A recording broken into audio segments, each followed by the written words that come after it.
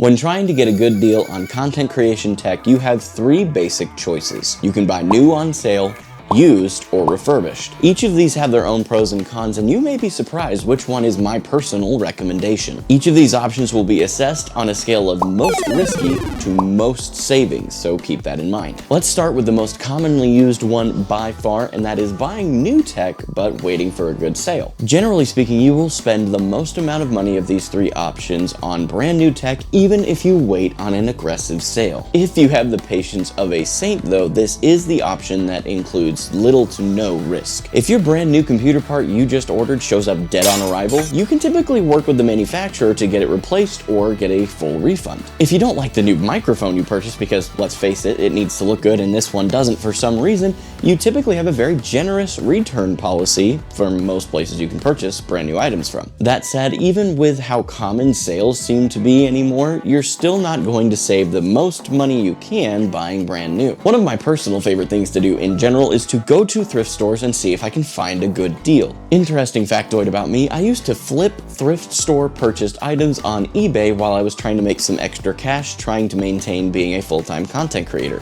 This helped me a ton when I wasn't busy begging people for money on the internet like a peddler on the side of the street with a cardboard sign. Side story aside though, buying used is honestly the best way to save money buying really anything. When it comes to tech though, it becomes incredibly risky. If you buy through the modern day Craigslist, otherwise known as Facebook Marketplace, there are several more risk factors you need to take into account. The most obvious is that if the tech doesn't work when you get home, you're unlikely to get a solution. You essentially just gambled away whatever money you spent on the chance of saving some money. Seems counterintuitive. One of the less obvious, but honestly probably more important factors of risk is your safety. Particularly with tech, even used, they end up being very high dollar items. This puts your risk of physical danger, i.e. being robbed or the item stolen from you, to a much higher level. So if you find a sweet deal on that camera you have been saving your hard-earned dollars for, here's a few tips to help you avoid and mitigate some of that risk. First, when you are arranging a meeting place, make sure you arrange it at a more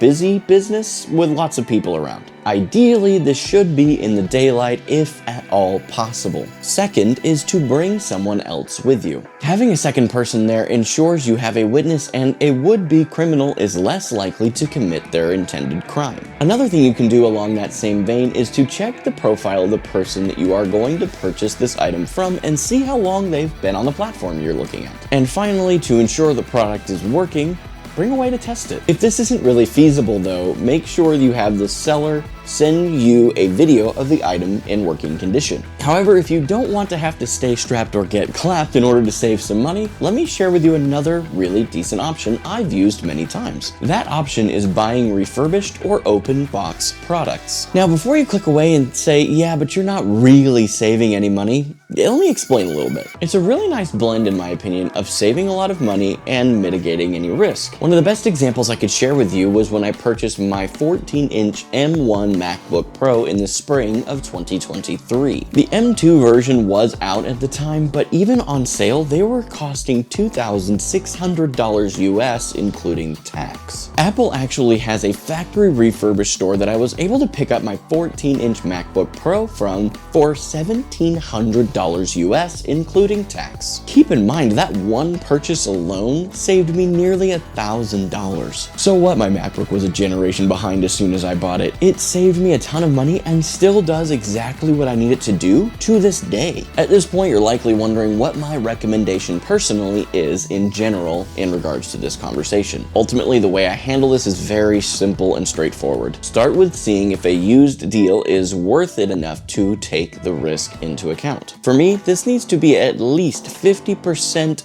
off of the new cost of the same item. If that isn't available, I then check for refurbished options. Start with seeing if the manufacturer of the product you're interested in offers a refurbished version themselves. If not, you can check websites like Best Buy, Amazon, or even Newegg for refurbished and open box options. Finally, if all else has failed, make sure you check every website that's available, but purchase it new and try and wait for a sale. However, one of the best ways to save money in buying gear is to not buy gear that you don't need, so make sure you check out this video right here where I discuss whether or not gear even matters.